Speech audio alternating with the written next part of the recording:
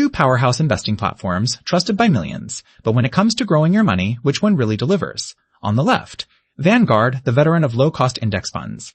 And on the right, SoFi Invest, the tech-savvy app shaking up how we invest. We're putting them head-to-head in the areas that truly count. Fees, features, user experience, investment options, and more. Let's skip the hype and dig into what investors actually get. Each category scores points, and at the end, you'll know exactly who stands out. The final winner may surprise you. Let's get into it. Alright, here's what we're comparing. Fees, platform, and usability, investment options, research and tools, robo-advisors, education and community, and, of course, safety and reputation. Because trust me, you don't want to mess around with your money. Let's kick things off with fees. SoFi Invest is basically winning hearts here. Zero trading commissions, no minimums, it's kinda wild honestly. Vanguard's really solid too with super low fund fees and no account maintenance charges. But yeah, mutual fund trades can sometimes hit you with commissions. So SoFi edges ahead if you're looking to pay as little as humanly possible. On to the platforms. SoFi's app just feels like super fresh. It's modern, it's easy, even lets you buy fractional shares, crypto, and sneak peeks at IPOs.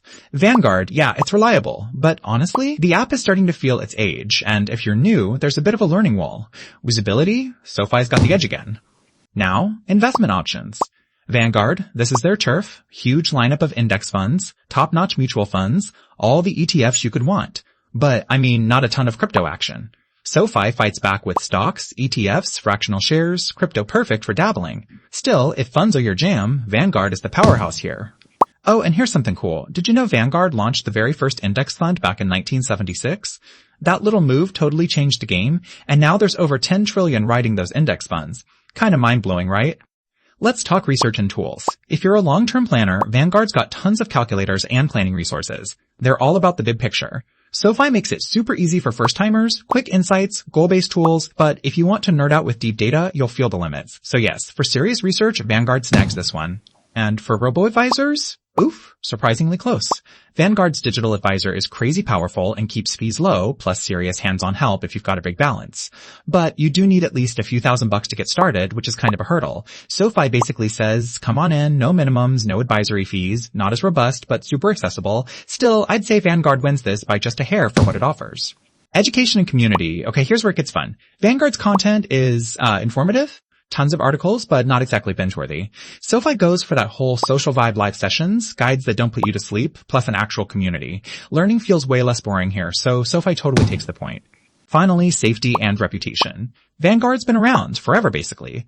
If you want something with decades of proven reliability, there's hardly a better name. SoFi is totally safe to SIPC, FDIC, all that, but yeah, it's kind of the new kid in town compared to Vanguard's, like legendary status. If you look at both side by side on our little radar chart, you'll see SoFi leading with the modern perks, but Vanguard absolutely dominating the long game categories. So, bottom line, if you're all about long-term investing, especially for retirement, honestly, Vanguard is still king. But if you're new, love using your phone for, well, everything, and want to play with things like crypto, yeah, SoFi is hard to beat. If you learn something new, don't forget to follow so you never miss an unbiased comparison.